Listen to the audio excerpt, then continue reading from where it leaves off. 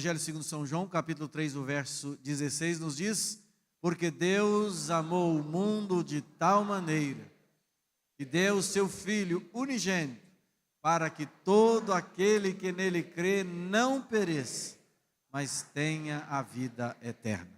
Deus e Pai, nós não queremos ouvir a voz de um homem, nós queremos ouvir a Tua voz. Fale conosco. Pai, receba o nosso louvor, adoração, agora fale conosco com graça. Renova a nossa aliança de salvação. Salva nesta noite, edifica, que a sua palavra não volta jamais vazia. Eu te peço em nome de Jesus. Amém. Irmãos, a tarefa da igreja é uma tarefa que tramita em várias áreas. Nós temos o momento nosso da adoração, do cântico, da oração. Nós temos o momento da palavra. Nós temos o momento de buscar forças em Deus. Mas nós temos também o momento de levar a palavra, de falar de Jesus, do Evangelho. Aquele que foi salvo do pecado e da morte, ele tem o maior privilégio, o maior prazer de contar para as pessoas sobre a salvação. E a igreja, nós, eu e você, não podemos perder jamais essa motivação, essa dinâmica que o Espírito opera em nosso interior, de falar de Jesus para outras pessoas. Então nós temos que falar do que Jesus fez em nossa vida. Às vezes as pessoas pensam que servo de Deus, e até acham que são mais especiais que outros, são aqueles separados para ministrações, congressos de adoração, são aqueles que pregam para multidões e pessoas são salvas e tal. Tudo bem, são pessoas que Deus separou para esse ministério, mas todos nós, irmãos, temos a obrigação, mais do que uma possibilidade, é um dever nosso, de falarmos do Evangelho, de falarmos de Jesus. Vivemos um momento crítico em que a igreja brasileira, não só brasileira, no mundo, mas a brasileira mais, nós passamos por dificuldade, crise de identidade, falta de comprometimento, uma série de coisas, e está difícil até pregar o Evangelho por conta dessas questões, mas isso não pode nos impedir de dizer do que Cristo fez e faz, pois o Senhor Deus tem na terra o seu remanescente. Olhando para o texto em que lemos, nós recitamos esse texto aqui de cor. Eu fiz questão de observar, as crianças praticamente todas, elas recitando João 3,16 de cor. Depois do Salmo de número 23, o Senhor é meu pastor, esse texto deve ser o texto mais conhecido das pessoas.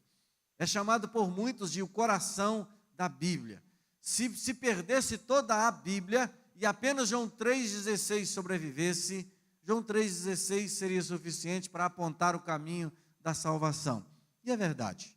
Martim Lutero, o reformador alemão, quando ele estava à beira da morte, pertinho de morrer, ele disse o seguinte: ora, minha melhor prescrição para a cabeça e o coração é que Deus amou o mundo.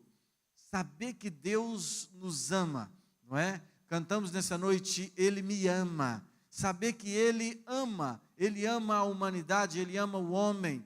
E eu quero nesta noite discorrer com os irmãos sobre o tema, o processo resultante da vida eterna. Primeiramente, irmãos, nós aprendemos aqui no texto, e vamos trabalhar apenas esse verso praticamente, nós descobrimos que Deus nos ama. Deus nos ama. Então vamos ver alguma coisa dentro do texto que nos diz isso. O texto é explicativo, aqui uma chamada substanciação, está explicando, né? Por que Deus amou o mundo. Irmãos, aqui consta a abrangência deste amor, logo depois de nos informar de que Deus nos ama, de tal maneira, aponta para o modo, de tão grande maneira, de maneira extraordinária, na verdade, de uma maneira sobrenatural, o Senhor nos ama. Então Deus te ama. É óbvio que nós já dizemos aqui em outras oportunidades, neste mês de agosto, um mês separado para a evangelização, de como nós estávamos perdidos em delitos e pecados. Mas nessa noite a palavra nos aponta para essa parte do Evangelho que nos informa que Deus, Ele nos ama, e nos ama mesmo. E começamos a ler, porque Deus amou o mundo. Aqui, irmãos, mostra a abrangência do amor de Deus. O amor de Deus não está circunscrito a judeu, ou a brasileiro, ou a americano, a todo mundo. Então Deus ama o mundo todo, e ama o mundo todo de um modo extraordinário, de tal maneira. A abrangência desse amor, o Deus que nos ama, que ama o mundo, nos ama muito, nos ama de maneira opulenta, nos ama de maneira extraordinária. Ora, você poderia morrer por alguém que você ama muito. Eu conheço pessoas aqui que teriam coragem, muitas delas, de morrer por um filho, de ceder um órgão seu para um filho, para salvar a vida do filho e vir a falecer. Mas será que você morreria por alguém que fosse muito ruim? Será que nós teríamos lá no Congresso Nacional, nesse momento nosso de dificuldade, em que eles próprios estão dizendo que não tem moral, etc., né? E aí eles vão lá e brigam de novo, e aí dizem que não tem mesmo, porque ontem você estava com problemas, não é assim que foi dito lá? E eu fui lá te ajudar, não é verdade? Ou seja, eu estou te tirando do fogo para você não me colocar no fogo, enfim, assim, a coisa anda complicada. Será que alguém ousaria morrer por aquele pessoal? Ou pelos narcotraficantes, os traficantes, os assassinos? Será que morreríamos? Paulo reflete sobre isso, Romanos 5, 7 a 8. Poderá ser que pelo homem bondoso alguém ouse morrer. Diferente de Deus. Em que Deus é diferente de nós? Ele diz, mas Deus prova do seu amor para conosco, em que quando éramos pecadores, Cristo morreu por nós. Esta é a grande notícia, irmãos. Deus morreu por nós. Em Cristo, Cristo toma não apenas o meu lugar, Ele morre por mim e em meu lugar, e por você também, porque Ele amou o mundo de uma maneira que não dá para explicar. E esse amor de Deus para nós, Ele é um amor incondicional. Em Efésios 2, o verso 1, eu leio Paulo dizendo, estando vós mortos nos vossos delitos e pecados. Irmãos, de fato, nada do que nós fizemos, eu disse muito isso neste mês, nada do que você possa fazer, pode te dar a sua salvação. Paulo chegou a dizer, olha, se não houver amor, ainda que eu dê o meu corpo para ser queimado, não serve. Nenhuma obra de caridade pode levar o homem à salvação, não é verdade? Mas Deus, irmãos, pela sua infinita graça, bondade e misericórdia. Hoje pela manhã, a nossa reflexão dos versículos que nós lemos aos domingos é Efésios 2, 8. Porque pela graça sois salvos por meio da fé, e isso não vem de vós, é dom de Deus. É Deus quem nos salva, e salva em Cristo Jesus, e nos salva porque Ele nos amou tanto. Irmãos, de tanta coisa que Deus criou, o homem é a coroa da criação, e o homem perdido, o homem sem Deus, mesmo assim o Senhor envia o seu Filho por conta do seu amor. Então Deus nos ama, este é um fato inegável. Deus, Ele nos entrega o seu Filho, é aqui que Deus, Ele começa a apontar de uma maneira mais específica, como Ele nos abençoaria, nos alcançaria, porque o amor de Deus precisaria que algo fosse feito de uma maneira específica, de uma maneira especial em nosso favor. Então o texto nos diz, porque Deus nos amou o mundo de tal maneira que deu. Então Deus é um Deus doador. Irmãos, nós humanos somos chamados de egoístas. Por quê? Sempre queremos para nós, não é? Eu quero para mim, não é assim? Deus é justamente o contrário. Deus sempre é um Deus doador. Ele divide, Ele separa, Ele entrega. E Agostinho dizia que nem fazendo isso Ele se torna menos rico do que é. Então Deus, Ele distribui. Quando nós distribuímos, nós nos parecemos mais com o nosso Senhor. Quando retemos, parecemos mais com outra pessoa que eu não quero dizer o nome.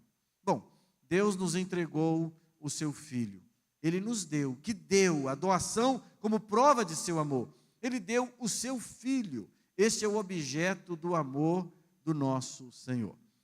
Irmãos, quantas vezes nós não estamos dispostos a entregar coisa alguma nossa?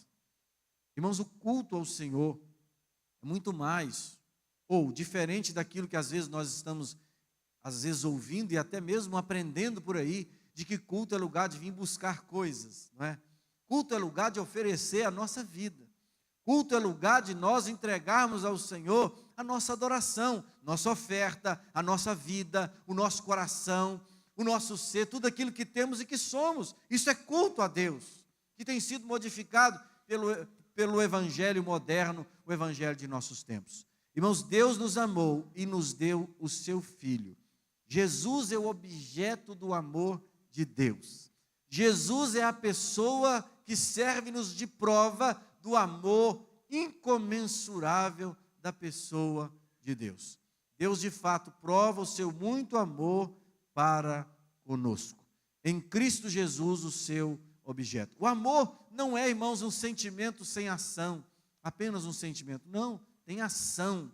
E Deus, irmãos, age a nosso favor. Qual é a ação de Deus? É entregar o seu filho unigênito.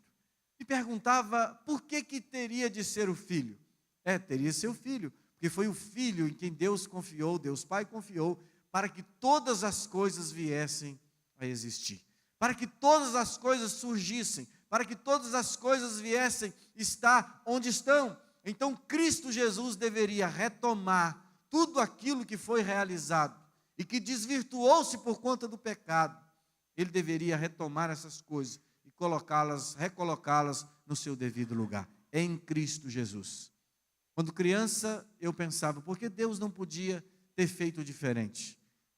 Só depois de adulto, estudando a palavra, que aprendi, não havia outro meio, não havia outro jeito, haveria de ter remissão de pecados. E Deus gastou com o ser humano milhares de anos, os cordeiros, o sacrifício, até mesmo nas etnias fora de Israel, o sangue, o sacrifício era feito, era Deus mostrando em culturas diferentes, que o sangue precisava ser derramado. Mas não era qualquer sangue, o sangue precisava ser do Cordeiro Imaculado. E o sangue é derramado na cruz do Calvário a nosso favor. Diz-nos Romanos 3, 23, porque todos pecaram. E o resto do texto nos diz, e destituídos estão da glória de Deus. Então, irmãos, nós estávamos perdidos, mortos em delitos. O Senhor, então, o Deus que nos ama, Ele nos prova o seu amor, entregando-nos a coisa mais preciosa, entregando-nos a pessoa de Jesus Cristo. Jesus morreu por conta do meu pecado. Jesus morreu por conta do seu pecado. Jesus morreu por conta da sua natureza e da minha, nossa natureza, que combate contra as obras do Espírito. Uma natureza que é naturalmente contrária à vontade de Deus. Todo bem que nós possuímos, toda boa dádiva, todo bom dom perfeito, só pode vir da parte de Deus. Nós não temos bem algum. Nós não temos valor algum diante de Deus. O homem pecador, distante, separado de Deus. Mas Deus então nos ama, que além de fazer um ambiente adequado para nós, nos dar a vida, nós mesmos em pecado, porque desobedecemos a Deus, Ele então nos entrega o que há de mais precioso, o objeto de seu amor, o seu Filho, por conta dos nossos pecados. Jesus morreu por você. Jesus morreu por mim. Jesus morreu por conta dessa natureza minha e sua difícil, complicada. Por melhor que você seja, naturalmente essa natureza não pode te levar ao céu, porque ela é uma natureza contrária à vontade e à bondade de Deus. Então, porque Deus amou o mundo de tal maneira, que nos deu seu Filho unigênito, Deus entregou o seu Filho, nos ama tanto que nos entrega Jesus. E por último, Deus exige fé. Então, irmãos, há uma palavra por aí que todo caminho leva a Deus. Não é isso que nós estamos ouvindo? O homem precisa ter uma religião. Irmãos, essa é uma das mentiras, digo, mais perigosas do nosso tempo. Não é assim. Irmãos, o cristianismo não é uma religião. O cristianismo, ele é, na acepção do termo, a religião. O cristão, ele é aquele que tem a resposta exata da vontade de Deus através da palavra para todas as necessidades do homem. Se você tiver coragem de perguntar qualquer coisa, a Bíblia terá coragem de te responder. A Bíblia vai te apontar, vai te falar, vai te dizer o que precisa ser dito, e ela nos aponta a pessoa de Jesus, alguém que viveu na história, num tempo adequado, que viveu, que morreu, ressurgiu dentre os mortos. Nós cantamos aqui, tudo isso porque Ele ressuscitou, Ele ressurgiu dentre os mortos, e Ele nos dá a vitória, mas a vitória, Ele diz que é em seu Filho Jesus. Então Deus nos amou tanto, não é? Ele nos amou tanto que nos deu o seu Filho Jesus, mas Ele exige de nós fé, para que nós possamos caminhar. Aí você vai me perguntar, e como é que eu consigo ter fé? A Bíblia responde, a Bíblia diz que a fé vem pelo ouvir. Ouvir o quê? Qualquer coisa? Ouvir a palavra de Deus. Ouvir a voz do Senhor, conforme o Evangelho nos ordena, nos ensina, nos mostra. ouvir aquilo que Jesus disse e fez, os seus convites, as suas reprimendas, o seu confrontamento com o pecado, com a elite. É isso que Deus fez em Cristo Jesus. Então Ele nos dá o propósito da entrega do objeto do seu amor. Para quê? Para que o quê? Para que todo aquele que nele crê. Então eu vejo aqui, irmãos, a delimitação do amor de Deus. Então, para todo aquele, Ele ama o mundo, mas a eficiência da salvação ocorre para aquele que crê, para todo aquele, todo mesmo que crê, não é? Ele não pereça. Então, essa doação de Deus serve para aqueles que creem no sacrifício de Jesus. Irmãos, tem muita gente tendo o Senhor Jesus Cristo na manjedoura apenas. Chega Natal, por exemplo, o Jesus menino. Esse Jesus é muito bem aceito, não é? O Jesus que conforta os pobres, o Jesus que multiplica o pão, esse Jesus nós não temos problema nenhum de aceitá-lo. Mas o Jesus da Bíblia é, além desse Jesus que dá consolo, conforto, que está presente entre nós, esse Jesus é um Jesus que confronta a nossa natureza, o nosso tupete, o nosso orgulho, a nossa falsidade, a nossa vaidade. Ele confronta a nossa incredulidade. E quando Ele faz isso, e nós permitimos que Ele o faça, Ele produz em nosso coração fé, a fé para a salvação. A fé, irmãos, que dá a certeza da vida eterna, que é o propósito de Deus aqui nesse versículo. Então Ele nos diz, para que todo aquele que nele crê, não pereça. Por que não pereça? É porque nós, eu e você, estávamos, antes de aceitarmos a Jesus, numa fila. A fila para a perdição. Rumando na estrada e no caminho para a morte. Irmãos, numa certa ocasião, Whitefield, cheio do Espírito Santo, pregava na Nova Inglaterra. Este homem, o poder de Deus o usou com tamanha autoridade, e de repente, os baleeiros que estavam ali ouvindo o sermão, começaram a gritar, porque Deus permitiu que aqueles homens vissem o inferno. Aqueles homens contemplassem as mazelas, contemplassem o fim do ser humano sem a salvação em Cristo Jesus. Irmãos, nós temos uma alma que atingirá a vida eterna.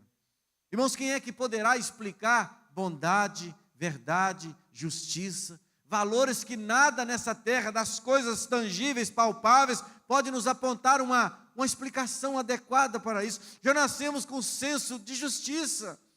Deus nos deu, criou-nos conforme a sua imagem, conforme a sua semelhança. Nós não fomos feitos para este mundo. Há algo extraordinário, algo além de tudo aquilo que nós vivenciamos aqui. Mas essas coisas, e na presença de Deus, estão reservadas apenas, apesar do propósito para quê?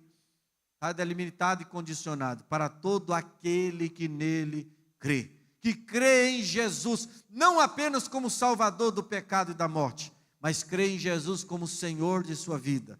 O Jesus que dirige, o Jesus que encaminha, o Jesus que corrige, o Jesus que ensina, que admoesta, o Jesus que protege, o Jesus adorado, o Jesus Senhor da igreja, o Senhor que dirige a igreja, o Senhor que é adorado e glorificado no meio do seu povo. Apenas aqueles, ou estes, que o Senhor separou, que creem no Evangelho de Cristo, é que estão livres do estado da morte, que é para todo aquele que nele crê, não pereça, porque perecendo sem Cristo estavam, agora em Cristo Jesus, eles têm algo extraordinário, que é a vida, para trazer-lhes vida. É assim que o texto nos diz, não é verdade? Para que todo aquele que nele crê não pereça. E termina com aquela conjunção, não é? Mas tenha, o que, irmãos? O que nós podemos ler?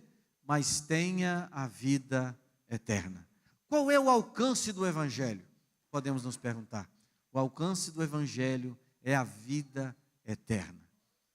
Por mais que você seja saudável, belo ou bela, por mais que você tenha dinheiro, se Jesus voltar agora, a situação é diferente, mas caminhando naturalmente como temos caminhado, o seu fim será a velhice, a perda das forças, a perda da visão, seus cabelos cairão, até as mulheres também perdem os seus cabelos, e se desesperam, mas perdem, menos, mas perdem. Você perderá o seu dinheiro, você não pode levar. Nu saí do ventre de minha mãe, nu tornarei para lá. Não é verdade? Irmãos, esse tempo nosso aqui é apenas um tempo aqui em que nós estamos passando. E podemos, inclusive, usufruir dele, já vivendo parte da vida eterna que Deus tem a nós reservados. Mas um dia Deus nos chamará a acerto de contas na eternidade. E a única maneira de nós estarmos, irmãos, a única maneira, o único modo de estarmos seguros, tranquilos, serenos, abençoados, certos de que o Senhor está conosco, é porque nós cremos, é porque você crê. Você precisa crer em Jesus. Eu sei que o Espírito Santo, que é Ele que faz isso, Ele trabalha no coração do pecador, dizendo daquilo que é preciso ser feito. Não resista, portanto, à voz do Espírito, sabendo nós que Deus tem reservado-nos lugar especial. Para amanhecer sábado, pastor João Sabino, enfermo no hospital, e ele anda assim, bastante agitado, por causa dos remédios para dor, talvez morfina, etc. Ele anda delirando. Hoje, inclusive, o presidente Jorge esteve lá, e ele disse: Jorge, você está de carro aí? Estou. Então, Jorge, vamos fugir daqui. Né, Jorge? Ninguém poderia imaginar que o pastor João fizesse uma proposta tão indecente desta, né? E ele teve uma noite de sexta para sábado terrível, arrancou tudo que ele tinha e jogou aquilo fora e ficou bravo.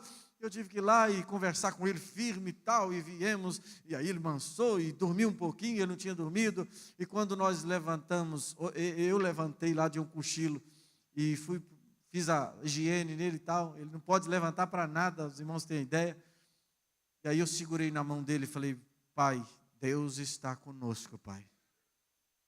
Não está? Ele fez assim. E eu comecei a recitar o Salmo de número 46. Não é? Deus é o nosso refúgio e fortaleza. O socorro, Pai, bem presente nessa hora do Senhor da angústia. Por isso, Pai, nós não temeremos. Ainda, e aí, fomos dizendo, lá embaixo no verso 10 está escrito, né? Aquietai-vos e sabei que eu sou Deus. E eu peguei o meu smartphone, isso presta para umas coisas boas também, né? E aí eu coloquei aqui o PG dizendo: meu universo, seja meu universo. E ele começou a chorar e as lágrimas desciam de um lado e do outro. E eu chorei com ele segurado forte, né? Irmão, nós tivemos um momento de culto de alguns minutos ali, muito gostoso. Cantei alguns hinos do inário e o deixei ali sereno. Irmãos, o crente, ele precisa ter a esperança que quando tudo aqui, irmãos, quando fechar as cortinas daqui, abre-se-á, irmãos, as cortinas, os portais eternos. Irmãos, não tem que falar vários idiomas, não tem. Você não precisa saber ler nem escrever, você não precisa ter curso, ter dinheiro, ter roupa bonita, cultura, não precisa nada, mas precisa de crer. Está escrito lá: todo aquele que nele crê, não pereça, mas tenha a vida eterna. O que é isso? É ter a certeza de quando as coisas aqui findarem, como para o meu pai está findando, se vai demorar mais um tempo ou outro, não sei, mas que finda, e finda para mim e para você também, pela fé. Abrir-se-ão as cortinas, dos portais eternos, para que nós possuamos o reino. Vinde, benditos de meu Pai, possuir um reino que está separado por vocês por herança, desde a fundação do mundo. Porque Deus, diga comigo, junto comigo, porque Deus amou o mundo de tal maneira que deu o seu Filho unigênito, para que todo aquele que nele crê não pereça, mas tenha a vida eterna. Eu poderia dizer: porque Deus me amou de tal maneira, e Ele me deu o seu Filho unigênito, para que eu não pereça, mas para que eu tenha a vida eterna. Se você entrou aqui nesta noite e não tem essa certeza, você pode vir aqui à frente, pode levantar sua mão, pode não esboçar nenhuma reação, depois do culto vir aqui me procurar, eu estarei orando por você. Você precisa entregar sua vida para Jesus. Não é um bom negócio, é o único negócio. Entregar a vida a Cristo como Salvador e Senhor é o único negócio da vida que pode levar à vida eterna. Eu digo para você, de todas as coisas, o Oséias de Paula tem uma música que ele canta assim: de todas as coisas boas que eu fiz na minha vida, a melhor delas foi aceitar a Jesus como Salvador e como Senhor da minha caminhada. Eu não quero saber se você nasceu num lar evangélico, se você é criança, se você é adulto, isso não importa. O que importa é que eu e você, nós precisamos de Jesus. E Ele está presente nessa noite para salvar. O som do Evangelho foi ministrado aqui nesta noite. A palavra foi pregada. Então a igreja aqui está cumprindo o chamamento especial dela. Vamos orar ao nosso Deus.